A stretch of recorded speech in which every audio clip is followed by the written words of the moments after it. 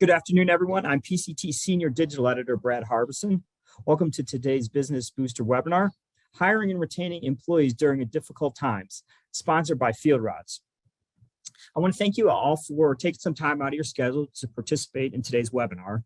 And just to give you a little bit of background about why PCT and Field Routes wanted to tackle this topic in a webinar is, so when PCT surveys its readers, hiring and retaining quality employees almost always comes up as their biggest growth barrier. And no surprise, but it's gotten even more difficult during the pandemic as the increase in available jobs has led to more competition for workers. So for example, in January PCT, we included results from a wages and benefits survey that we conducted in 2021 in partnership with NPMA. And according to this survey, 56% of pest management professionals said attracting and hiring quality employees was more difficult in the past 2 years. And also 23% of PMPs that were surveyed said retaining employees was more difficult in the past 2 years, according to the survey. So today we're going to be hearing from Stuart Aust, the principal and founder of the Aust Group, and Mark Stewart, who's the key account manager for Field Routes. Stuart will discuss how he built and grew Bug Doctor into a PCT Top 100 company. And he's also going to share best practices for hiring and retaining employees. And then we're going to hear from Mark, who will share with what he is actively seeing from many PMPs that he interacts with on a daily basis. And he's also going to advise what you can do within your business to close the hiring and retention gap. So I'm going to tell you about Mark once we transition to his presentation. But first, a little bit about Stuart Aust. So Stuart is the principal and founder of the Aust Group, overseeing all transactions and client engagements. Stuart began his career in the pest control industry, working for various national pest control firms in both the service and sales roles. And in 1992, he started his own pest control business, Bug Doctor Inc., and he grew it to a PCT Top 100 company. Stuart then decided it was time was right to spend more time with family, so he sold that business to an international service provider in 2016. He formed the Aust Group with the purpose of guiding business owners through the transaction process and sharing the knowledge that he gained through the sale of his own company. So just a quick note to pass along before I turn things over to Stuart. We do encourage everyone to ask their questions throughout the webinar, and you can do so by typing them into the Q&A interface at the bottom of your screen, the bottom middle of your screen. I'm going to collect those questions, and then we'll ask them to both Stuart and Mark at the end. And so with that, I'm going to turn things over to Stuart. Great. Thank you, Brad. And hey, I just want to say first and foremost, thanks, Brad, for the nice introduction. And then also, I was really excited when you called me about this opportunity. Also wanted to thank a big thank you to Field Routes for sponsoring today's PCT Business Boosters webinar. I'm excited to be on this webinar with Mark Stewart of Field Routes. If you don't know Mark, he's a great guy. I've gotten a chance to talk to him at different industry conferences. And if you're looking for software or looking for new software, he's your man. So I would say definitely get in touch with him. He's a super nice guy, super friendly, and super knowledgeable. Once again, my name is Stuart Aust. I'm the founder of the Aust Group. We specialize nowadays in mergers and acquisitions, consulting, mentoring, and I'm excited to talk to you today about hiring and retaining employees during difficult times. And these are difficult times for hiring and retaining, as I talk to so many owners of pest control companies around the country. Want to give you a little background on me. Brad had mentioned some of the items. I've been in the pest control industry for over 30 years. I'm passionate, just like you folks on the other end. I love this industry. This industry's been great to me, my family, and it's a blessing to still be working in this industry. I've been in your shoes as an owner, so I can really empathize with you, and I know what it's like to run a business day in and day out and all the challenges, etc. Little bit on me, just to give you some context. I started working in the industry at Terminex as a service manager. I got recruited by Western Pest Services on the East Coast. and that was the Samuth family. I became an account executive, After having worked for both of those organizations, I felt confident enough to start my own company. And with my wife, Donna, who I love very much, she's the wind behind my sails. She gave me the push to let's get going here. You keep talking about starting your own company. So in January of '92, we started our own company. In February, our oldest son, Dan Aust, was born.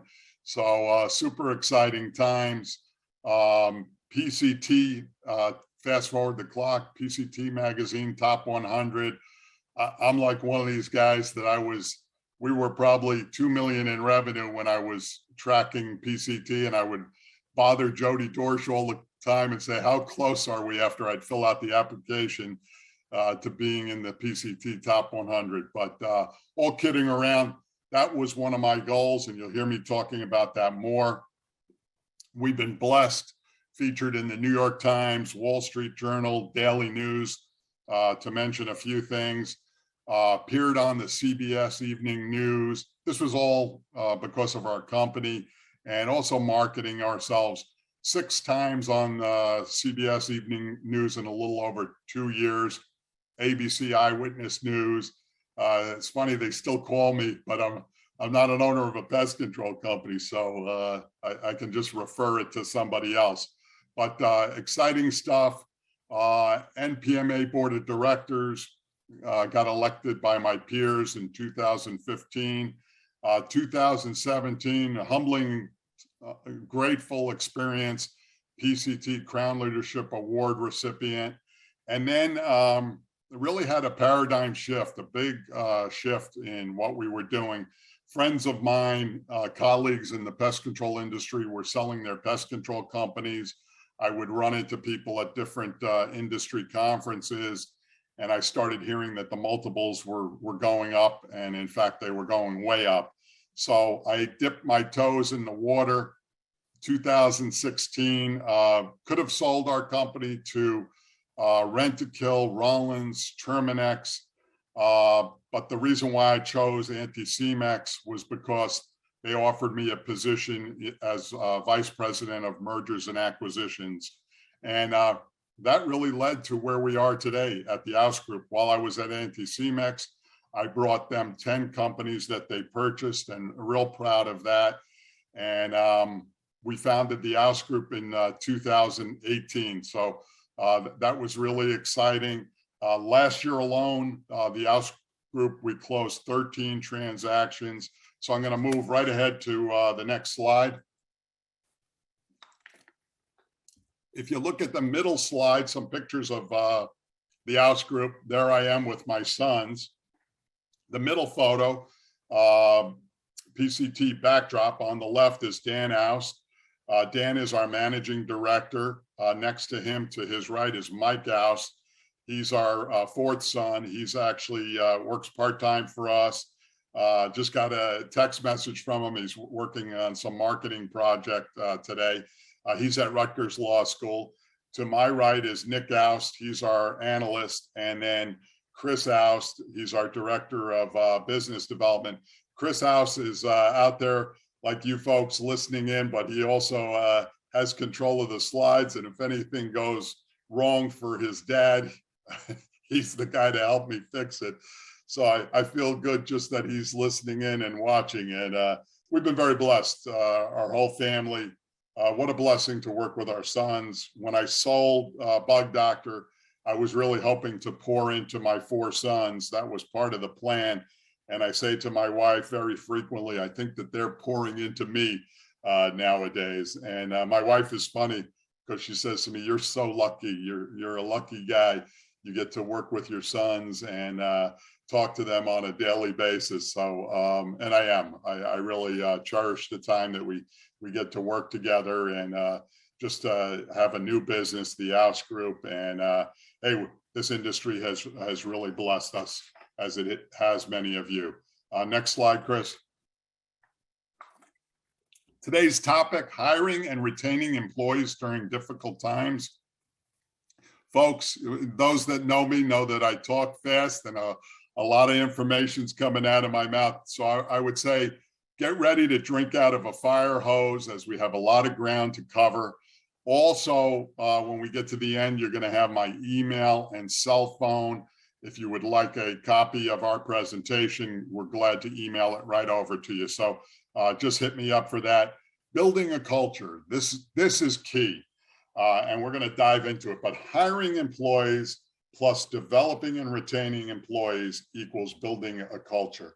And who you hire and the time spent developing them and retaining them is going to define your culture. So a company is only as good as the people it keeps. Mary Kay Ash, what a great saying. Next slide. I always say when I'm talking to people too, let me tell you the good, the bad, and the ugly. I like to be transparent. Everything that we did wasn't always a win. Sometimes when you're talking to people, they tell you the good stuff. Well, I like to tell you the good stuff, but I'll also tell you the good, the bad, and the ugly. So you may chuckle as you hear me saying this, but when I was first in business, when we first started Bug Doctor and started hiring people, as I look back and reflect years later, I would tell people our company was like Alibaba and the 40 Thieves. I look back and I just shake my head, and I'm sure some of you can relate to some of the people that you hired along the way. And I said to my wife, we need to do something drastic, because the people that I was, most of the people, not everyone, but most of the people in the beginning, it left a lot to be desired. And my wife, Donna, I have the advantage of obviously being married to her, but she was director of training at KPMG, Pete Marwick, the international accounting firm. And she would spend a lot of time with me, and we'll talk about interviewing, but we talked about culture. So what we looked to do was to hire friendly, good communicators, hardworking people. The goal was to build a culture of unity, honor, and respect. Number two, experienced versus inexperienced. And I'm going to share things, and you may differ. Some may say, yeah, you're right on. And some may say, hey, this is, good food for thought. So as far as hiring experienced people from the pest control industry or hiring inexperienced, I would say at Bug Doctor, we probably hired close to 90% of our people were inexperienced. We were able to train them the Bug Doctor way. So like I was saying, hiring friendly, good communicators and hardworking people. I found that, yes, you could find some great experienced people, but I found that sometimes we were getting someone with bad habits within the industry. So that's something you got to look at. I say, hey, keep the door open. Some people may want to just hire all experienced people. So, but that was, towards our culture. I felt that we could shape them more to our culture too, if they were inexperienced. Inclusive and diverse workforce. I always say we hire the best person for the job. And I also, I've said many times, we were like the United Nations of pest control. We had no affirmative action issues with us regarding bids. I think sometimes our staff might have been 60% to 70% of minorities working for us. I learned at a young age. My dad, Herb Aust, used to work at ABC Eyewitness News, and he would bring me to the office, periodically. And my father taught me at a young age that you treat everyone the same, whether it's the anchorman or if it's the custodian. So I had good training as a young man to treat everyone equal. Some of our managers, Nancy was of Puerto Rican descent. She was our accounting manager. Herb, our service manager, African American. So we just wanted to, like good to great, just put the best people in the best seats. So number 4, internal and external customers. Your internal customers are your employees. your external customers are your clients. So if your internal customers are happy, they're going to make your external customers happy. So we'll be talking more about employees in the slides to come. Do what other companies don't do. I'm sure you folks are thinking out of the box and doing a lot of different things. Let me just share a couple things quickly that we did. Maybe it's some good food for thought for you.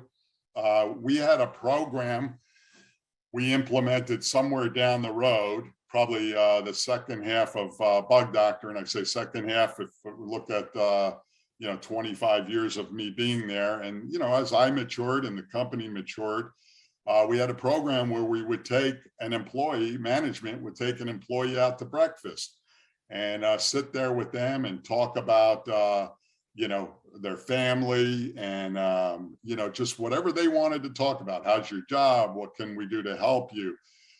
We would always pay our employees too to go to breakfast. If they were hourly, we want to make sure we don't want anyone feeling slighted. I was known to, if I was going on a walkthrough of a big commercial account and a technician was wrapping up for the day or a salesperson was sitting there, I would say, hey, come with me. Many times I would take an employee and go have coffee or lunch. And I think a lot of these impromptu meetings, built a lot of goodwill with our employees. I saw so many different things. And I would just say to everyone, we were just at a conference, my son Chris and myself, speaking in Mississippi to about 150 owners and managers. And I was saying how we should always be treating our employees specially, but especially in times like this. So I would encourage you to just take the time. I know for a fact that so many employees would say to me, hey, the fact that you took the time to speak to me, really made me feel welcome. And, it's neat when you have these relationships. Sometimes, I was in a rush to go home and I'd run into somebody in the parking lot and it would turn into a conversation, but I knew how valuable those conversations were. Another thing that we did, if an employee got hurt, whether they got hurt at Bug Doctor or got hurt playing soccer on a Sunday, I saw those as opportunities to bring their family, a takeout food or a catered meal from a restaurant, meet their wives, meet their husband, meet their loved ones, their kids. So do what other companies don't do, and do when you hear of things that other companies are doing, say, hey, let's give that a crack. What does the first day on the job look like? Number 6, I would encourage you to look at it through the eyes of your new employee. Can you have new business cards for them on the first day? Have the new uniforms, have a clean workstation. I learned that over the years. I wasn't thinking about that in the beginning.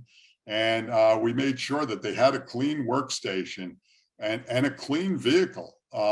Sometimes, went out to a vehicle and there's the previous technician, for whatever reason, he's not there. And his pay stub is with all sorts of other things in the vehicle. Make sure these vehicles are cleaned and detailed.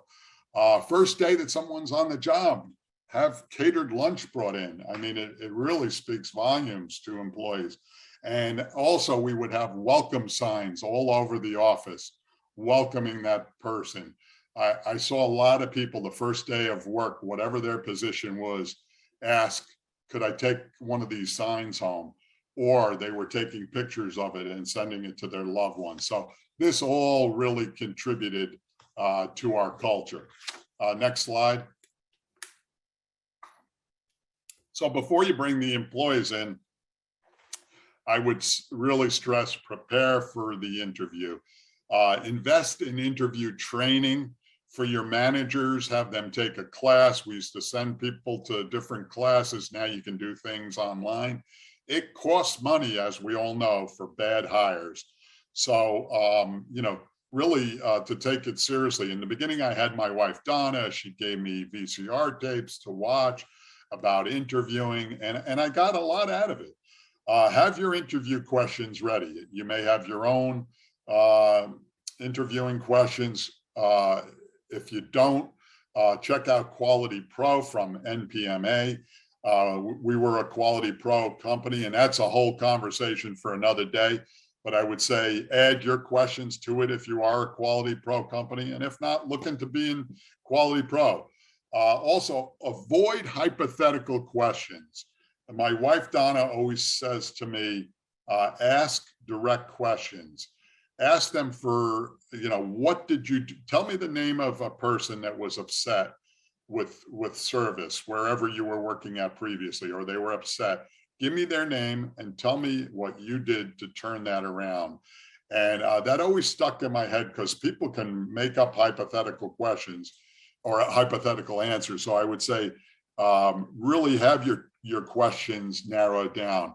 Another thing that I have shared with a lot of owners of pest control companies, you may like this, I don't have it on here, but whenever anyone filled out an application, we would also give them the last page. There was a page attached to the back, and it said, take a few minutes and write a couple paragraphs about if we hire you, what will you bring to the table? Why should we hire you?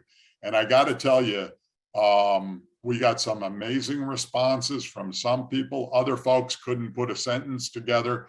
So we gleaned a lot from this. But I also we would not allow people to take those home and have someone else, perhaps someone else, write it for them and then send it into the office. The other thing that's really important, as we all know, check references and the resume for consistencies.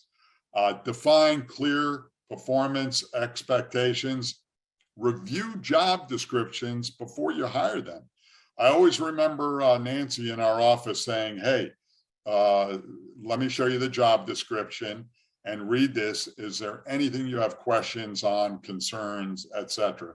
We had job descriptions for every position, which was great. And it took a while to put those together, but once we had them, we had them. So you're defining clear expectations. If you don't define the expectations, you're going to have unclear performance expectations are a big contributor to high turnover. So it's something to really consider. Provide ongoing and supportive feedback sessions, performance reviews, and accountability. Performance reviews, 90 days, 6 months, 1 year, may seem like a lot of work, but boy, staying in touch with your people really builds the culture. If you ignore how they're feeling and how you're feeling and wait for the annual review, that's the time typically employees are looking for raises. They're not looking for a negative feedback session at the 1 year point. These should be had during the year. The other thing too is my wife Donna would always say, find ways to measure each person in every position that they're in, set up protocols. So for instance, an accounts receivable person, clerk, admin, that person on our staff, the last person in that position was Patty, and she had to fill out she had to make at least 50 calls a day, 50, and that had to all be documented. So find ways, to have accountability. Investing customer, backing up one sec, I just skipped over. Offer opportunities for growth and promotion. Have these discussions with your employees and provide a pathway to grow. Some folks are very content with staying in the position they're in, and they will stay in that position forever. But I would challenge some of them because you may see something in them that they don't even see in themselves. Nancy, who came in, was our assistant office manager years later, and I use her as an example a lot. She was an exemplary employee with us for over 10 years, grew to office manager, and then eventually she was really my right-hand person, vice president of accounting and HR. So look at your employees and have those conversations. What a great way to keep employees knowing and getting them on a pathway to grow and a pathway to be promoted. Invest in customer service and supervisory training. Taking courses in person or online, it's not intuitive. People don't necessarily know how to be in customer service or supervisory training. There's a lot of things in our industry to take advantage of, especially right now. We're seeing so many webinars. You can just Google things and you can find different webinars that your staff members can participate in. Create a culture of respect and value. And I used to always say in interviews, our policy at Bug Doctor is we are a no cursing and no gossiping office. And what did I mean by that? Just didn't want to have people blatantly cursing and talking about others. If someone was talking about someone and management got word of it, we would have a sit down and talk to that person. People are human, I guess, right? We all curse at some point, or some of us curse in our own heads, not out loud. But I got to tell you, when people would slip and they would curse, they would look at me and they would say, "I'm sorry." And we just wanted to create this culture. And I got to say, over 25 years, by the end, we were no more Alibaba and the 40 Thieves. Next slide, Chris. Recruiting campaign, internal recruiting, recruitment cards. When we get to the next slide, I think some of you will find this very interesting. I've shared our recruiting card with many people over the years, so I'll wait. We can talk about that, but we had our whole staff giving those out. Help wanted signs. We put a help wanted sign on the front lawn. We were on a busy road.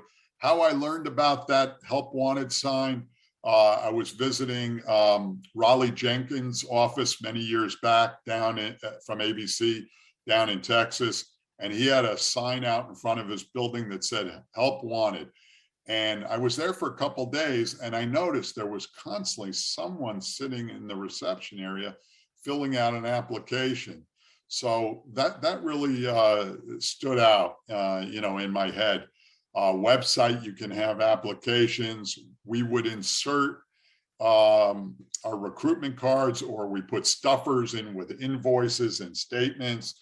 Recruiting, so there's so many ways that you can recruit, and it's really a campaign. We would talk about it at the Bug Doctor office, all the different things that we're doing. We were in a time that was before COVID. So now I can only imagine you got to even be more creative. Incentivize staff. We would pay $500 if a staff member brought in a new employee and we hired them. $500 at the 6-month point, and then we paid another $500 at the 1-year point. A fella on our staff, Omar, he brought in over 10 employees over the years. He brought in his brother, Michael. He brought in Andre. He brought in Denise, Shani. I could go on and on telling you, Cecil, Esteban. And I used to have conversations with him, and, some were from his church and, different, places. And it was awesome. Also sign-on bonuses. Right now we're seeing a lot of that. We would do that every now and then. If we were really in a hard-pressed point, we were trying different things. Right now, it's not uncommon in the pest control industry and other industries to see sign-on bonuses. So you may want to consider that as well. But I would also, when I would have conversations with Omar and the different people on our staff, Nancy brought in Irene. She was the barista at the Starbucks right by our office, gave a recruitment card and said, "Hey, are you looking for career change?" And we ended up hiring Irene, and Nancy brought in Celeste, and my son Dan brought in friends from, where he went to Hawthorne Christian, the school, Hawthorne Christian Academy. So we had it coming from all angles. And, you got to be resourceful, and you also want to, hire to your culture. Bumper stickers on all company vehicles, help wanted with our 800 phone number. Speak with your vendors, manufacturer representatives, the folks at Target, Vesrus, Forshaw, Oldham, etc. They know sometimes, there's maybe somebody that has just left the company and is now looking for employment. External recruiting, hire a professional recruiter. I have shared this with others. We hired a guy. We were one spring or summer, we were down 2 technicians. I think one technician got hurt. I don't know. It's been many years, and another technician left. We hired 2 technicians, a professional recruiter. He went out and recruited them. I don't know how he got them, but they were from other pest control companies, phone calling, this, that, the next thing. Wasn't like we were, poaching another owner's employees. We paid about, I think, $8,000 a person, and comes with guarantees that the technician stays at least 6 months. These were routes running in New York City, over 250,000 in revenue. We needed to fill these routes. Sure, I didn't want to pay $8,000, but in the big picture, it was a no-brainer to pay the $8,000, whatever the fee was. We utilized temp agencies sometimes too, to bring in administrative person for a short period of time. We had technician helpers. We also had a high level one time. We brought in someone with some accounting background. We had some special things going on at the office that we needed some assistance. And, sometimes you're short employees. With temp agencies, what a great way to try out an employee. And if you like the person, and if they like working there by you, you pay the temp agency as you would pay a professional recruiter. But now you've got a good employee. You've worked with them for a couple months or whatever the time period is. Job postings, this is obvious, LinkedIn, Glassdoor, Indeed, ZipRecruiter, Facebook, etc. One thing I would say is, if you're doing like a free, you're doing your own post on LinkedIn or Facebook, or even if you're paying for it, spruce it up. Don't just say, hey, we're looking for a technician. Put in there things you're going to see on our recruitment card. Not yet, but it's going to be the next slide. Official pest control company, the New York Yankees. Put in there some things that are going to attract someone to your company. Church marketplace community. Very fortunate, our church, we were able to put in there if we were looking for people. We hired so many people from our church over the years. Had lunch with my pastor one day, and he just thanked me. He said, "You've hired so many people from the church. You've really given a lot of people a good place to work at." And he thanked me for it. And we're blessed to have been able to do that. Also through acquisitions. Some of you out there, I'm sure, have made acquisitions. Some are entertaining it. I would say, if you haven't, look at purchasing some small companies, $100,000, $200,000 in revenue. Call us. We can give you some feedback and some thoughts, etc. But what a great way to get some good people in the door. I'm going to talk about more of that. We here right now, we're working with all the major acquirers, the major purchasers, and they're saying, Stuart, we need people. And what a great way for them. And especially if they buy a business that in an area they're already in, with all the synergies and the route density, and then, hey, you're going to have Mark Stewart coming on talking about software. I was having a conversation with him the other day. he'll tell you about, when people go onto their field route software, it's so efficient that it cuts down on a number of routes, but I'll let him tell you all about that. Always be hiring. As we got bigger in size and stature, we always had a technician in training, because you never know if you're going to lose a technician, and you don't want to be in the lurch. One other thing I wanted to add to the list for external recruiting, we're seeing now, and I think it's really smart, some companies, pest control companies, are hiring recruiters, or that's their job description, or part of their job description is to be a recruiter for the company. And I think that's great. And you need to have a recruiting campaign. You need to be recruiting all year long. And the other thing is, we would talk about to our staff, we are hiring all year round. Do not say when people call on the phone, we're not hiring. I one time walked through the office and I heard someone say, we're not hiring. We want to look at all positions. We want to get all resumes in. And hey, we're one big account away from needing to hire another technician, another admin, et cetera. So on to the next slide. Here's our recruitment card. We had our logos on there. You could see our company is expanding. Join our team and be part of our success. People want to be part of something that's growing, advertise that, as you're looking for people.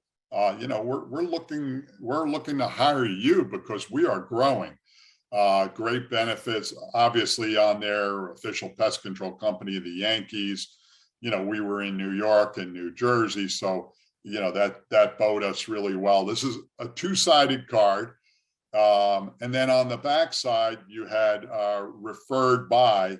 We wanted our employee at Bug Doctor to get credit for the referral, so we would always ask when someone came in, how did you hear about us? And they would say, Omar told me, Nancy told me, Dan told me.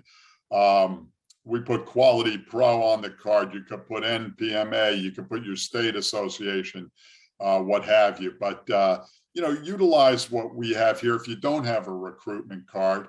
And, it's part of the campaign, and get everybody on your staff. Wherever I went, I would talk to people. I went to TD Bank. I would go there at lunchtime. And another great guy that worked on our staff, Fabio, he now has his own pest control company. He was the bank teller at TD Bank, and, gave him a card, and he said, hey, I'll give you a call. And he gave a call, and he worked with us for 10 years. And he's a dear friend, and his wife, Carol, good people, growing a pest control company. So you give these cards out, and you're going to have people coming in, and especially if you take care of your staff too, with a little stipend, a little bonus, a little incentive. We're going to touch on some soft skills here, but they're extremely important. And folks, these are things that I learned over the years. And I reiterate that, and I say that because I didn't get into the pest control industry and think all this through. I had a lot to think about, and thank God I had good people around and good managers, et cetera. And one of our managers, she thought of this. She said, hey, we've got to be ready when applicants come in. We had the sign outside, we're advertising, this, that, the next thing. People would just stop by impromptu, kind of like what I was seeing at ABC at Raleigh Jenkins Company. So have your applications ready on clipboards or tablets or what have you. You want people to come walking in. Also, Nancy put together company highlights. She came up with this idea. We supplemented with our application. Company benefits. She put together a whole package. We reviewed it as a management leadership team. Company benefits. It talked about what our health insurance was, what our prescription plan was, dental, 401k. about us. There was a letter from me that they would put on the top about Donna and Stuart Aust starting this company in 1992, what size company we are, what divisions. We're bug doctor, we're bird doctor, we're animal doctor, we're mosquito doctor, on and on. We would also put in there some of the accounts that we service. We wanted to impress the applicants to come work for our company. So we had in there that, we serviced Yankee Stadium, the United Nations, Madison Square Garden, the Trump Organization, showing these premier accounts in there. People, I just talked to another fella who started his own pest control company, and he had worked for us. And he said, boss, I never forget working as a helper at Yankee Stadium. What an incredible experience. Some people, they come work at your company and they get inspired by the accounts that you have. Was it always like that? No. In the beginning, we used to sell housing authorities. No disrespect to housing authorities, folks, but up in my neck of the woods, some of the housing authorities, you get taken around, escorted by an armed guard to go do pest control. So you can only imagine. So like I said, no disrespect, because there's some housing authority accounts that would be awesome to have, but high profile accounts, and sharing that with our staff. Articles, we were in PCT magazine a lot. Blessed in New York Times, Wall Street Journal, I could go on and on. Include a couple of the articles. Awards and accolades that we were PCT Top 100 company, Inc. 5000 company. Make all applicants feel welcome. And, you treat people the way you want to be treated. People would come in our office, and Rosalix, our receptionist, we had discussed this, asked them if they would like a cup of Starbucks.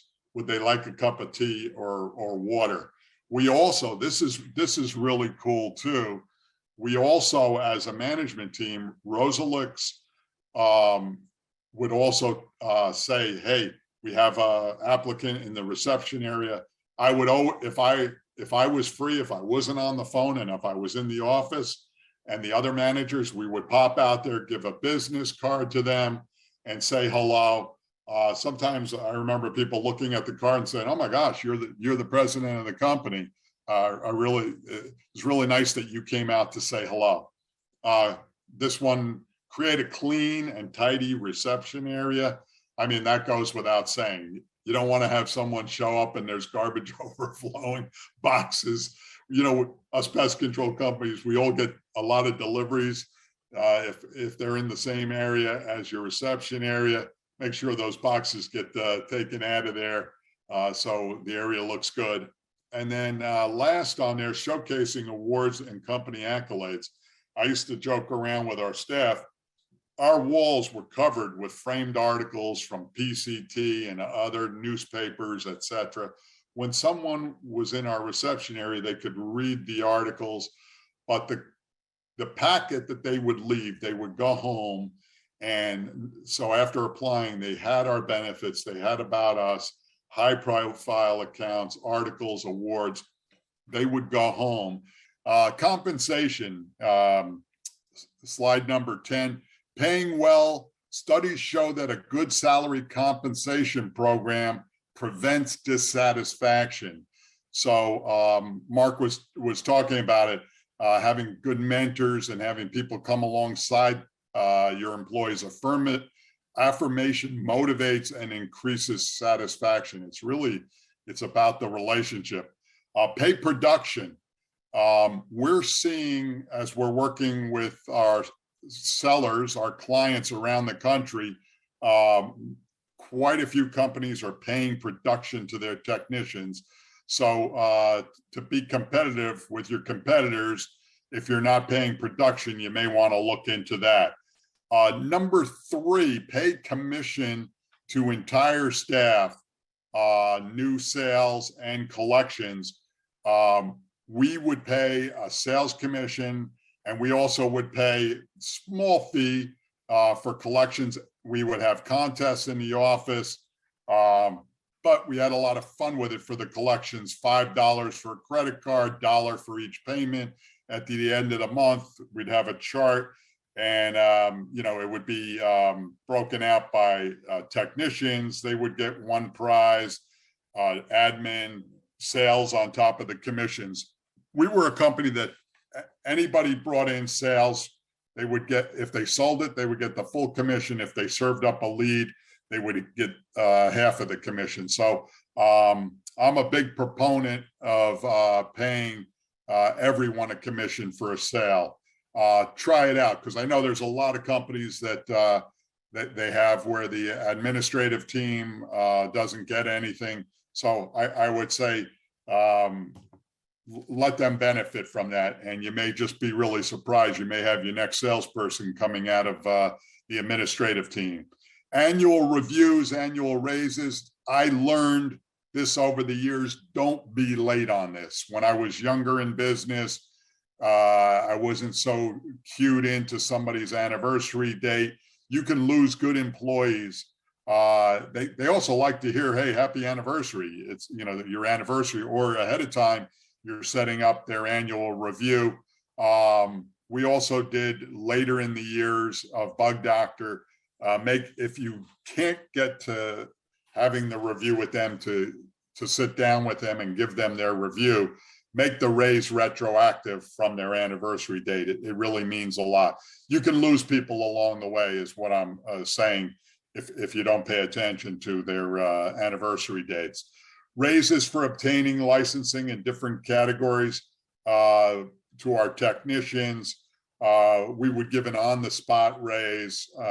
Most of them were on hourly, so they would get a bump up in addition to their annual raise, and that was on the spot. As soon as they got there, they in New Jersey or New York, in Jersey 7A, 7B, 7C, 7D, we bumped them up. And I've talked to others.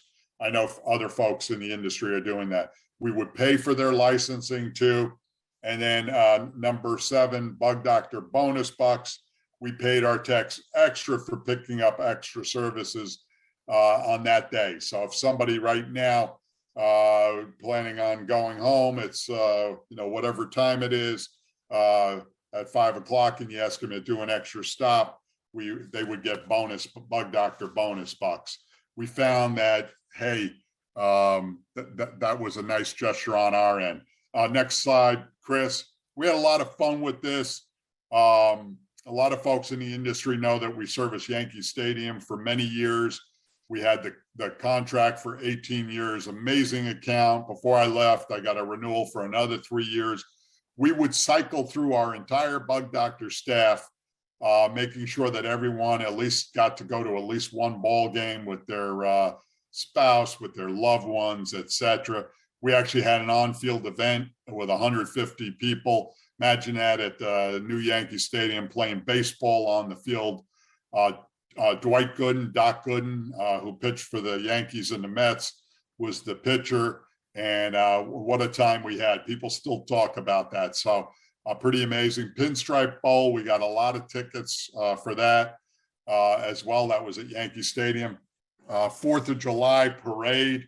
We would have all our Bug Doctor Volkswagen Beetles in there. Families would ride along, and then we would all go to the fireplace afterwards. What a fireplace is, a hamburger place in New Jersey. And I would always give everybody gift certificates too.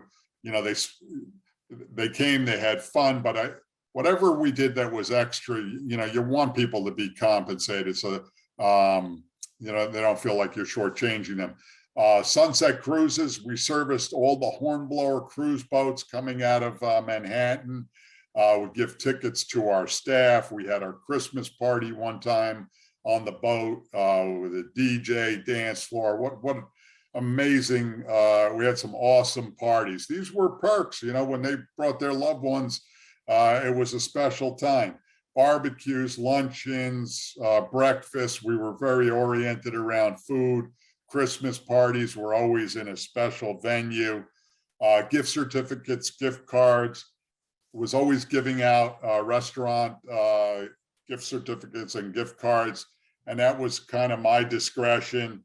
Starbucks cards, we would order 75 or 100 cards at one time, $5 each. I would give them out if it was the end of the day, like right now on the East Coast, and somebody was going back into Manhattan to do a bed bug job. If I saw them that day or the next day, give them a Starbucks card and say, hey, thanks a lot, really appreciate that. Or guys were going out to do some night work. My son, Dan, was saying, he was joking around with me one time. He said, all the employees, Dad, they like you. They want to get Starbucks cards. They're kind of hanging around your office. But hey, we had fun. And if it meant giving out a few, gift cards for a cup of coffee to show our appreciation, would always do it. New vehicles, our vehicles came fully loaded, obviously air conditioning, CD players, whatever. All were on a 3-year lease. We always got dents fixed right away. We wanted to have that really pristine look out there. And then employee of the month, like I was saying before, there would be gift cards. Sometimes for the technicians, I would announce it's a Michael Jordan autograph.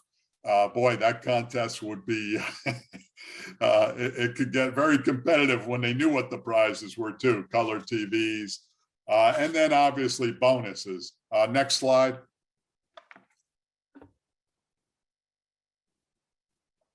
Communication is key. And I learned this over the years too. I would send emails or have my secretary send out emails, breaking news from the desk of Stuart Aust. When we had a new hire, we would put a little paragraph together about the new hire. The worst thing is when your staff does not know that someone new has been hired, and then it could be awkward out in the parking lot. They run into someone and they're, who are you? And, who are you? And, so, it was really, over the years, probably maybe a little over the top with communication, but I think it's better to over communicate than under communicate. I would go to different NPMA events. I'd come back on the plane. I would write a little breaking news about some of the things that I was excited about or heard about, company news, etc. Monthly training for staff, 10 months of the year. We did training on a 5th day of the month, and we would skip February and December. But we would always go over housekeeping, our management team, and then obviously the technical portion. But that was good communication, talking with one voice if things needed to be talked about, and policy, etc. Staff photos. We had 8x10s framed on the wall as you came into the break room, and on as you walked in, and there were offices there. We called it the Wall of Fame. And I remember seeing different family members coming in saying, hey, here's a picture of you, or kids coming in and seeing their mom or dad on the wall. It communicates that, we're a family, we're a team here. Birthday email came from me. We would have our office staff would make sure that there was a cake for someone on their birthday. Some folks would take the cake home. A card, we would circulate that. We would do it for every employee. Let me tell you, when you get to 40, pushing 50 employees, it's a lot of cake and a lot of signing cards. But hey, it's really well worth it. Communicate new sales to staff. When things would come in, we sold Universal Studios in Manhattan, New York City, their offices, Gillette Stadium, up the Patriot Stadium. We would send out a bulletin, send out an email. It could be either breaking news or just an email. Then we would also put a sign out in the hall that, so-and-so on the staff just sold this account or that account. Vendors would come by and say, wow, I can't believe the accounts that you have. They would stand at our bulletin board. It was not uncommon for people, guests, to take pictures and say, we're going to start a bulletin board like this at our office. More communication, the better. Email employees on the business performance. How are we doing year to date? Thank God we were always growing. I didn't have too much negative commentary. So we were very blessed as far as that goes. Press releases in PCT and appearances on the evening news, etc. When you folks listening are out there and you put together a press release for PCT, they love getting that kind of news from you folks. You know, you promoted someone, you purchased the company, you did a day of service, you know, send those press releases to PCT and they'll put them in there. And we used to get different people in the pictures. Some people said to me, I've never been in a magazine, never. And I would get them a contact PCT to get extra copies so they could give them out to their loved ones. So keep your staff excited. Goals. PCT Top 100, you heard me talking about that before. I would communicate that to the staff. We're really close. You know, we're within $1 million, $500,000. You know, keep going. This is going to be so exciting. You know, we're going to have a celebration when we finally hit it. Official pest control of the Yankees. That was on all our vehicles. It said official pest control New York Yankees with their logo on our work orders. It was on our proposals, on our coffee mugs, pens, website. This was a big deal. And not only did this communicate to our staff that it was a big deal, but also to our clients and potential clients. Open door policy. I had an open door policy. I would, you know, sometimes I'd work with my door closed if I had something important going on, but I would try to have the door open for X amount of hours during the day. If it was an issue, I would encourage our team member to speak to their direct report. But if they just wanted to drop by and say hi to me or had an idea about something, I would love to talk to our employees and keep it as an open door policy or times where you're able to, you know, speak with them. Next slide, Chris. Our business nowadays is mergers and acquisitions. You can see we've been busy. Like I said, we closed 13 transactions in 2021. So just wanted to share that with everyone. You never know if you're looking to sell your business down the road. We'd love to talk to you. Next slide. Mergers and acquisitions. Work with someone who has been in your shoes when the time is right to sell your business. We've been in your shoes. We understand the industry. Consulting, we also do consulting for companies.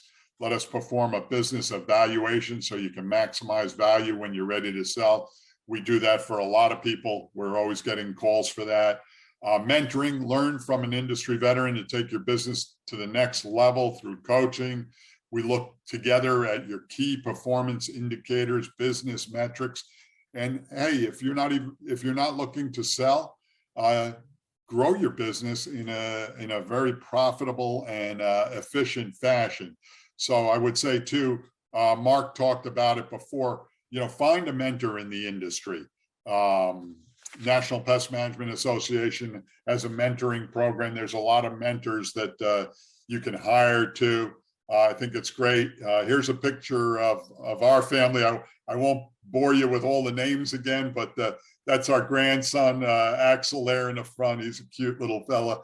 And we're a family business and we care about our reputation. And I have a quote in here: as a family and business together, we strive to treat our clients with the utmost integrity. We hold ourselves to a standard and seek to maintain relationships with our clients even after the closing. And that's so true. Fellow, we closed his business, sold his business over a year ago. We're texting today and he's telling me things are great and we got to catch up, et cetera. So love this industry. It's all, Chase Bank says it well. It's all about the relationship. And I saw that when I was years back at a Promise Keepers event at the Met Stadium. And, you know, we're a Christian family and we really believe the relationship is everything. The relationship with people, with employees, and obviously, you know, with God as well too. So with that all said, on to the last slide. In closing, here is my cell phone. Here is my email address. I want to thank Brad, Liz, and Mike at PCT for all their work putting together the PCT Business Boosters webinar and the whole series. And then Mark Stewart and his team at Field Routes. It's really been a blessing. And I thank my son, Chris, for guiding me through these pages. And sorry, folks, again, about the internet going out there for a short period of time, but I was listening to Mark when I got back on, and he was right on the money with things he was saying. Thank you. I'll turn it back to Brad. So Mark, again, Mark Stewart joined Field Routes team in 2016, and he serves as a key account manager. So during his tenure with the company, he's helped numerous field service companies implement the Field Routes platform to scale their business and dramatically grow their sales. So Mark provides technical demonstrations, coordinates implementations, and enjoys connecting with pest control companies across the U.S. So Mark has more than 15 years of sales, coaching, and mentor experience, including selling to C-level positions within Fortune 1000 companies. Mark resides in McKinney, Texas, and he holds a Bachelor of Business Administration from the University of Oklahoma State. So we'll turn it over to you, Mark. Thank you so much. And Stuart, thank you. Obviously, all my customers that said they have talked to Stuart, got his advice, just knowing about the industry. He's been wonderful with our customers, and thank you for all your advice. And thank you all for coming here today. Fortunately for me, I think you all know who Field Routes is. We help basically save time, stress, anxiety from an operational software perspective, marketing, and so many other things. But today, what I wanted to focus on is I've spent many years at AT&T, Career Builder, even helping Field Routes double our company over and over again, year after year. So fortunately for me, I have a lot of tricks I've learned over the years and also seen in our industry with spending thousands of hours with pest control companies around this great country. So I'm going to share some of those secrets with how we hire young people and how we get them excited about joining this great industry that we have. So thank you again. So I think the first thing that I love to show off, and I've done this presentation with companies across the country and pest control organizations, but I think the biggest thing is I think we're all seeing the problem. So in the past, there's always something that we used to do. And if we really got to start thinking, it's not what we did yesterday, it's what are we going to do to help the situation tomorrow. So in the past, we used to compete with customers. So the biggest thing every pest control company across the country was doing is trying to get more customers, sales, and everything else. The newest thing that we're all kind of discovering now, that every year is going to become more and more of a problem if we don't figure out how to solve it, is talent. So Stuart and many others that are looking at acquisitions, things of that nature, when people are being acquired, the number one thing they're looking at is not just how many customers you have, but who are the talented people that work for you. So they're not just buying your customers, they're buying the talented people, because we know in this industry, now that a lot of people are working from home, a lot of people are noticing that one spider that they see in their house. So our industry as a whole has been growing like crazy. So it's a great thing, but this also poses another problem. So ideally, who we're really competing for is 18 to 25-year-olds. And I want to kind of tell you why. I think Stuart already hinted at it, that you really want to tackle the people who haven't been in our industry as long, mostly for many reasons. But the ideal situation for my customers, especially when I talk to them, advise them, and help them grow their business, is I like to do a lot more than just talk about software. We like to talk about the industry. So the first thing that I love to tell people is you want to be their first hire. That is the most ideal situation, because typically when I see our customers, when you're hiring someone that's experienced, this might be their third or fourth job. And so for some reason, when you get that brand new employee that you are their first job and you can teach them your culture, they're going to be with you a lot longer. Typically the people that are, hopping jobs, for many reasons are just fine. But sometimes that top talent is going to stay in the career path they started in. So ideally, in our industry, we really need to go after those young people, the people that are just graduating from college or maybe not going to college. That's really the industry that we're going after, the people we're going after. So the biggest thing I love to show off when I'm talking about this with my clients is, in the past, people looked for you. So, you put up a sign, you put up an ad, people just applied. And so that has completely changed. Everyone is trying to hire 18 to 25-year-olds, every industry, and every industry is paying a premium for them. So we need to change our mindset a little bit. Not that they're going to come find me, but we need to go find them. So the biggest thing I've noticed from my time at AT&T and Career Builder is they actually encouraged us to go speak with teachers and coaches. So it's very interesting. If you're just hiring one person, or if you're hiring 20 people, it doesn't really matter. If you can go to your local schools, local universities, and get to know the coaches and teachers, they will tell you the kind of people that would be a great hire for you, especially if you get to know, and Stuart even said, even churches, it doesn't matter what organization it might be, as long as you can get in and get to know people, that's going to really help you hire more and more. And doing more speaking engagements. I think people have a bad connotation about our industry, but once you find out how wonderful this industry is, people fall in love with it, and they wouldn't imagine doing anything else. Like myself, I've been in this industry now for years. I don't see myself going anywhere else because it's such wonderful people, and we're helping out the environment. We're helping out our communities be safe. And so it's just a wonderful place to be. So the more opportunities that you can speak to young people about the great industry we have, the more opportunities these young people are going to want to come work for us. And then the best thing is still the same. So this was the same yesterday. It's the same today. It's going to be the same tomorrow, is encouraging your employees that you have today to help tell their friends about your great company. And so that is the number one thing, paying them, helping them, or just making sure that they're enjoying their job. That's going to help them encourage their friends to come work for you. Because typically the people that have a good culture fit for you have friends that are the same culture group, work hard, integrity. Those are the kind of people that you want to hire. And so I definitely would recommend start thinking outside the box, like Stuart said. Be able to find those new employees would be crucial.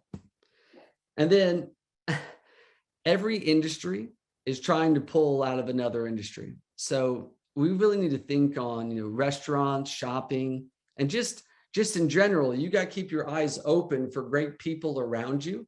It doesn't really matter the circumstance, and just talk to them about what they're doing and how they're doing it. And typically you'll find people who want to find better opportunities. And so that is going to be you. So keep your eyes open.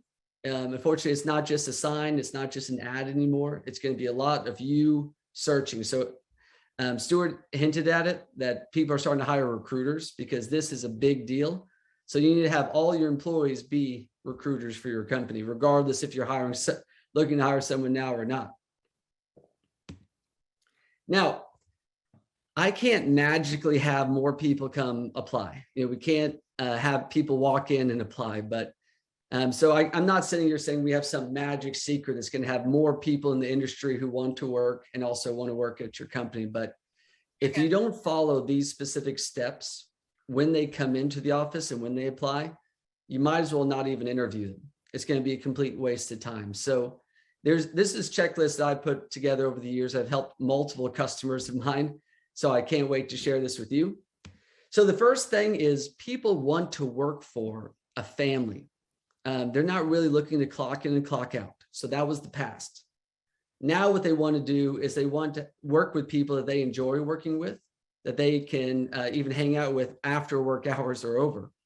So the biggest thing you got to do when people first walk in is explain that family atmosphere that you have, because we know you have them. But the ideal situation is you need to convey that to that applicant, to know that you have a family atmosphere and they're going to enjoy working for you. That's why you're going to cater lunches and hang out with your team after hours, things of that nature. And then explain your values.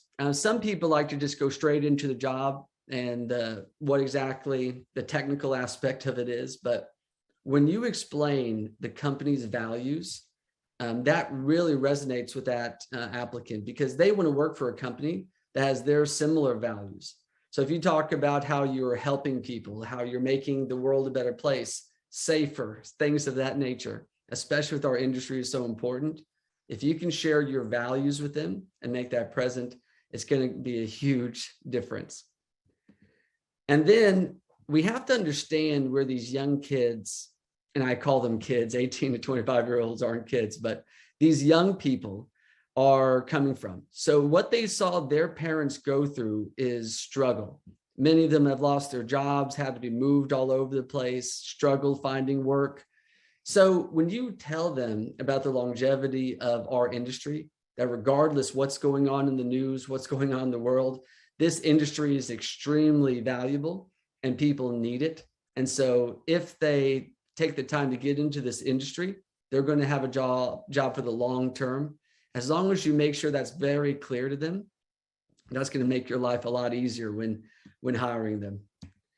And then the fun atmosphere. So it's kind of funny because in the past, people used to see fun as not working.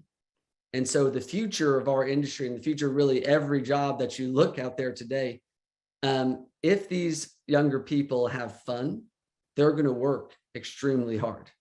And I know some people might argue about that, but fortunately, what I've seen over the years is some of the largest growing companies in our industry, they have like a fun atmosphere. They have game rooms, they have fun colors on the wall, they have great break rooms, things of that nature that really kind of go the extra mile when making sure the team is having fun and also working hard. So if they can see that, that's going to help you hire these young people who are really going to do extreme great work for you. I've had so many people say young people don't want to work. The reality is, if you can meet some of their basic needs that they're looking for, they're going to work harder than any employee that you've ever had. And so the biggest thing that I want to share with you all, and the thing that I think really gets missed in our industry, is young people want a mentor.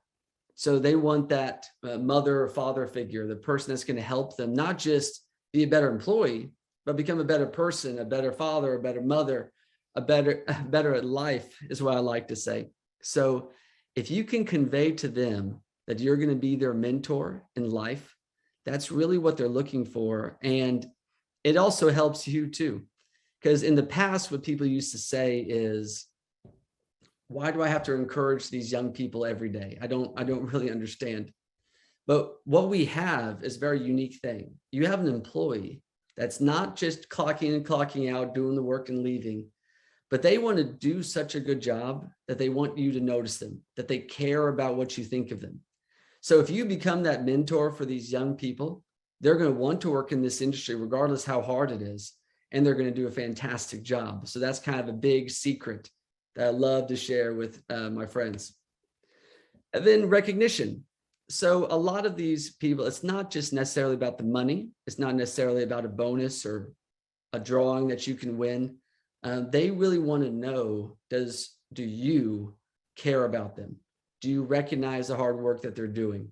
In the past, there was not, recognition wasn't really a thing. We just kind of did our job and we were done. So these young people want to be recognized for doing their work, even though if it seems somewhat mundane, but for them, it's a huge thing. So if you can take the time to really be their mentor, give them recognition, they're going to go further than you ever could expect. Now, this is kind of the funny slide. So I always like to have a little bit of fun. So if it's not online, it's not true. So what I've noticed is with younger people, especially when I've been doing the hiring or pest control companies around this country, if you don't have a social media presence that explains that you have a family atmosphere, you have fun, that you're a mentor. So if you look at other competitors in the industry, they have pictures like this on the screen. So what you see is somebody being a mentor to a younger person, and that younger person is smiling and having fun. So it's funny because that image goes a long way. So if you show pictures of yourself being a mentor to your team and your team smiling and laughing, then when you say it in person, they're going to believe it. But if they don't see it online, for some reason, it's not true. So in the past, online didn't really matter, but now it is just as important as you saying it face to face, is it being on social media, not just on advertising and posts, but it needs to show history of your team having fun, laughing, enjoying themselves, that's going to go a long way when hiring these great young people. So they really need to see it. And then the biggest thing is what I've noticed is when you're starting to build like a social media presence, your website, things of that nature, it's important to look at other industries. So of course, I love the military. We don't want to take anyone from the military, but you definitely need to learn, because the military has spent who knows how many millions of dollars figuring out how to recruit young people. So it's really important to look at trade schools, military, see what they're doing in your area. So they're at the high schools, they're at even other universities. So it's really important to get out there, especially where these trade schools, the military is also spending their time and energy. It's going to really help you, and look at their online presence and what they do. And sometimes someone emulating what they're doing, it goes a long way in terms of helping you do the exact same thing. So I definitely want to encourage you to do that. Now, I think I've made it pretty clear, but I decided to make one more slide to make sure we understand this one important point. In the past, it was basically you were asking the employee, why would you want to work for me? Now it has completely switched. Now it's all about, why would you want to work here? Let me show you how great this company is. It's a competition. So you really need to have that mindset that you need to recruit that individual. It's not that individual proving to you, you have to prove now to the individual, because they have a lot of options and they have a lot of opportunities around why would they want to work for you. So I'm going to kind of explain how that's going to work and how you can help tell this story here in a little bit. But the next thing that I love to show off is when you're hiring young people, sometimes they've never had a job before, and that can be actually kind of scary. So when you're looking at them as they are right now, they don't have experience. You don't see a lot of potential, but at the end of the day, when you can learn if they're a good culture fit, so if they like to work hard, if they have great stories, if they can communicate, you need to see their potential, not something that they've done in the past, but can you teach them your culture, your way of doing things? And are they looking for a mentor? So that's going to go a long way in helping you recruit them. And then basically, I hear this over and over again, that they'll have a great interview, that the person will love to work there. And then all of a sudden they'll show them the old software they use, or they'll walk in their office and see piles of paper all over the place, and they're gone. So they'll look great. They'll nod, they'll say yes, but at the end of the day, they won't come back, because when you have the best technology, it's going to help obviously in recruiting these young people, because they don't tolerate doing things the old way. And then a day in the life. So what I've really noticed is these younger people don't know anything about our industry. So you need to assume that when they first walk in. So you need to tell them a lifestyle of what a technician does, not just at work, but how they can leave early. I see some people even saying that they can have 4-day work weeks, which is something new that is kind of spreading through like wildfire. So when you can tell them they can have a long weekend, we can route people around your schedule. So if you want to be at your school at 3 o'clock to see your child win an award, we're going to route customers on the way to make sure you have that time with your family. So long story short, when you're able to explain they can have a life and work hard, they're going to love working for you. So the flexibility. So I just basically hinted at it, but what's really important to know is you need to think out of the box. You can't do the same thing that you've always done. You got to start thinking flexibility, working 4 days a week. It's funny because it seems to be every few years we end up working less and less. So someday we might be working 1 day a week, but long story short, the 4-day work week for technicians, especially young technicians, seems to be becoming a standard. So I would definitely encourage everyone to start thinking about that and seeing how you could work on that in your own company.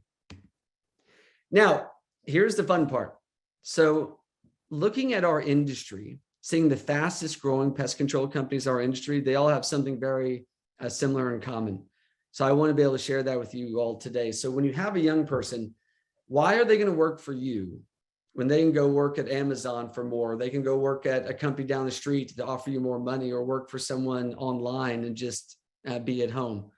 So this is the reason why we're going to convince them to work for you. So you need to show them a path for success. So the first thing you need to do is say, okay, when you come work for me, you're going to be one of our great office team members. You're going to be part of our family. And I'm going to teach you to be an office team member level 1. And when you do these very specific things, so have it all written out. So these young people don't like, maybe someday if we like you, whatever it might be. It has to be very specific goals. I'm going to give you promotion, be level 2, level 3, level 4, level 5. These levels aren't necessarily a promotion, but it's important to realize it's recognition. Hey, you did a great job. Now you're level 2. Now you're level 3. And then once you've mastered becoming an office team member, we're going to teach you to be a technician. So now I make very specific goals, 1, 2, and 3, 4, 5, 6, it doesn't matter. And then I'm going to teach you to be a sales technician. So the reason why they want to work for you sometimes is flexibility, being able to have a life outside of work. And sometimes it's making more money. So if you can teach a technician to become a salesperson, which we're the best at doing that right now. I've actually have many other trainings just on that alone. But what's going to happen is when they become a sales technician, they can make as much money as they want to make. So once you can teach them to be a sales technician, upselling current customers, that's going to go a long way for them wanting to work for you. So they're not going to work for you for just the job you're giving them today. The reason why they're going to work up and make more and more money is really what they want. They want to see a path. So then you're going to become a manager, you're going to become assistant manager. And then what's really cool is you're going to give them the opportunity, if they make it through all these steps, which could take years. If they go through all these steps, then what we're going to do is you're going to be able to open up your own branch under me, under you as the owner. They're going to open up another branch in another city, or possibly on the other side of the city, and say, this belongs to you, and we're going to help you own a piece of your own business with us. So what's really cool is the reason why they would go through all these steps, because we all know that people staying at a company 1 or 2 years is a long time. Why would they stay 4 or 5 years, 6 years, 7 years, 10 years? The reason why they want to do it is once you've invested all the time to be on a certain level, you don't want to start over somewhere else. And what's really crucial is to know the real reason why they want to do this, the real reason why they're going to go through all these steps and work hard and be a manager and help open up other branches for you, is because you are their mentor.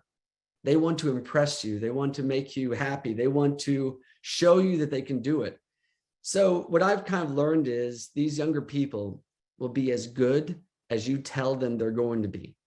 So if you tell them that, they're just going to be a technician, or they're just going to be an office person, that's all they're going to be. But if you tell them, hey, you're going to own your own branch one day. So many of us have actually seen technicians start up their own companies, leave you, start up their own companies. The reason why they're doing that is because you didn't give them a path to do it for you. So this is a big thing that I've seen in our industry that I get really excited about, because I really think this is the key with how to hire young people. And the fastest growing pest control companies in our industry do this today. So I would definitely recommend, regardless the size of your company, you take this as good advice. Now, what I've noticed is every technician out there that I've ever met, and I've met thousands of them by now, they all tell me the same thing, that they had a great mentor. So if you become a great mentor to them, they're not only going to work really hard for you, but they're going to stay with you for a long time. So I'm very excited about this industry. I love talking to people, not just about technology making your life less stressful, with technology that not just works, that's reliable, but actually does a lot of the legwork and office work that your team has to manually do today. But at the end of the day, I love talking about everything, not just technology. So as you can all tell. We'll go through a few questions here in our remaining time. Stuart, one that came up was for you was, for service technician income, in your opinion, is a production/commission a better fit than hourly rate? And hiring from a different industry, I have had difficulty switching them to a production-based income. First thing I would say is, in your state, whatever particular state of the country you're in, make sure that if you're thinking of going to full production, make sure you're in compliance with labor laws, because certain positions like technicians, I know in the state of New Jersey, you still have to pay them hourly. So then you can pay hourly and production. On top of that, other states, it's different in the country. So I would say know your state and then know what you can do. But I think a good mix of salary and production can really motivate people to get work done. We see with a lot of the M&A transactions we work on, it's pretty amazing what when some technicians are on production. I thought we had routes, in the 200,000, 250, pushing. We're seeing some companies with production technicians are getting routes done 300,000 in annual revenue or more. But I would say just make sure you're in compliance with your local state on that too. A question came in is, can you provide more details on commissions for collections, i.e. tracking and commission rates? Yeah, and I think that's really, what you feel is appropriate to pay with that. We would do it as, $5, like I was saying, for a credit card on file, $1 for every collection. And that went to everybody. We had fun with it. We weren't paying any major amounts, but what happened is we were charting it then, and then you could see who was collecting money and who was not collecting money. So then you could also speak to the folks that are not collecting. They're a little shy and not asking. But I think you can come up with something fair. Probably now since I sold my company, I'm 6 years down the road. Collections and getting that money in is so very important. I probably would definitely pay more money to get that money in the door. I might have something on that too. Go ahead. Go ahead, Mark. I wanted to say that I have seen this lately and it's been really good. So a lot of times when people are transitioning from like older software to new, they're getting a lot more credit cards. So instead of paying per transaction, what they do is you get a name in a hat, and at the end of the week or end of the month, the drawing gets something really big and nice, and it's kind of a big celebration. So the more credit cards you get, the more names you get in the hat. And so that seems to be kind of a fun thing at the end of the month. Thanks, Mark. Actually, Mark, while you're on the line here, a question came in for you, and that was, what is the biggest misperception with the younger generation, the millennials and Gen Z? Yeah, I think what is nice is I've been fortunate to kind of be in the middle, so I'm like right there. So I feel like I feel the pain of everybody, but I think the biggest thing is people feel like they don't want to work. And I think the reality is younger people are more aware that they have more power than they've ever had before. And they have the ability to go work anywhere that they want. So they're not necessarily going to put up with the things that, we might have put up with in the past. So when you find out that you become their mentor, so I kind of do it like a picture, and I have a picture of a big water dam with water just sitting there, not doing anything. And so millennials and Gen Z is that water not doing anything. But what's interesting is when you learn how to turn on the power, it could power the entire state. So these young people, when you finally figure out that they want to be mentored, they want to be coached, they want to be encouraged. If you do a little bit of encouragement, they become, I've heard from multiple pest control companies that the youngest employees become the best employees in the company and open up other branches because they figure out how to get them excited about working there. And it takes a little bit longer to get there, to be honest, because they're new and they're young. But once they get there, they're going to be your best employee. Thanks, Mark. Another question came up. I think, Stuart, maybe this was in your presentation. What is paid production? Paid production. I think it was in one of your slides, I believe. Yeah, so you pay production to your technicians, like we were talking about before. Okay, gotcha. Yeah. Another question was, what KPIs are used for metrics when selling? Oh, and that's a great question. And I'll rattle off a few of them, and then whoever's asking that too, if they want to message me, I can also provide them with a whole list. But recurring revenue is key. So you want to have high recurring revenue. I would say at least 70%. EBITDA, earnings before interest, taxes, depreciation, amortization, fancy way of saying your profitability. That should be over, close to or over 20%. A tight geographic area, tight density is another thing that the purchasers look at. And pricing is very big. So making sure you don't have low ball pricing, that you have competitive, you're on the upper spectrum. So, and a good leadership team, if you're a bigger company, is what purchasers look at. So those are just some of the metrics, some of the key metrics, but recurring revenue is really key. If you have two companies and one company has 70 or 80% recurring revenue, and the other company has 40% recurring revenue, if they're the same size company, it's going to be a major difference in what those companies get offered and the multiple that they're going to get. So a lot of times people don't find out until they get to the point that they're looking to sell their company. So if anybody would like to talk, it's really good to plan these things out. So this way, when you go to the market, you go there very strong. Great. Before I ask the next question, I just wanted to point out to bring to everyone's attention. If you look over in the chat box there's a link to a free demo from Field Routes. So I would encourage everyone, when we're done with the webinar here, to click on that link and check that out. A question we had that came in was, and Mark, feel free to jump in on this one as well, but what do you do for milestone anniversaries at your company, like 5, 10, 15, or 20-year employees? Oh, that's perfect. I think, for the pest industry, what I've seen, it's been nice enough that companies like me, so they text me and they say, hey, why don't you come to our celebration? So I'm fortunate enough to do that. So the biggest thing is making people happy, right? But I would say for this industry,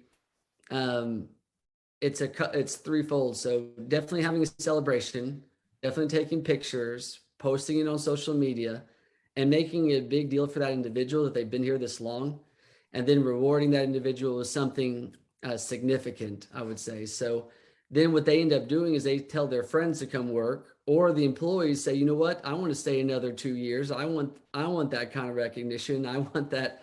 So it's a big deal. But what's nice is it doesn't have to be, a Yankees baseball game. It doesn't have to be something huge. It's that personal recognition that you took time out of your day to make them feel special. That goes a long way. So I would think it's the thought that more counts than how much you're spending or what you're specifically doing. But you're taking company time. It's not after hours. It's not, hey, we're going to take company time away to celebrate you. That's what goes a long way. Stuart, was there anything you wanted to add to that? Yeah, I mean, we did different things for different people at different times. I remember one gentleman, Fidelis, who was with us a long time, and we got him 2 plane tickets to wherever he wanted to go. Also said to him, make sure it's not during the busy season. So you learn those little tricks along the way too. But we would do different things, and as we were putting, my son Chris put the slides together, but a lot of people say to me, hey, you're very generous, and people that work for us are friends and this and that. Hey, we only get one time down here on earth going around, and really try to do it right. And really today we were talking about keeping employees and hiring employees. I could stay on the phone on this webinar all day long. Sometimes we even had applicants sitting in the reception area, and I said, hey, we got catered lunch, come sit in the break room with us. And I think my staff might have thought I was a little kooky at times, but here we were having like an informal interview while the person was there. I remember one time a guy came in and we gave him a couple of Yankee tickets. We had so many tickets at different times. So, it just, it spoke volumes. And, we went from the Alibaba and the 40 Thieves scenario to, a top-notch pest control company that we were rewarded for, when we brought it to the market. So very blessed for it. And, thank you guys today too. This has been awesome. Appreciate it. Thank you both for the invite and your companies. Great. And, I want to be respectful of everyone's time, so I'm going to kind of wrap things up here, but just a couple quick notes to pass along. A couple folks asked about getting a copy of the presentation. We're going to record it, and we will, once we kind of clean it up a little bit, we'll post it on our website, and we'll also make it available to Field Routes and Stuart as well. And Stuart had mentioned too, he's certainly, reach out to him to get a copy of his presentation. He mentioned he'd be happy to share that as well. So just wanted to pass that along. And so with that, once again, terrific presentation by both Mark and Stuart today. I want to thank you both for presenting, and I want to thank Field Routes for sponsoring today's webinar. So thank you, everybody. Amen. Thank you, guys. Thank you. Thanks. Nice day, everyone. Bye.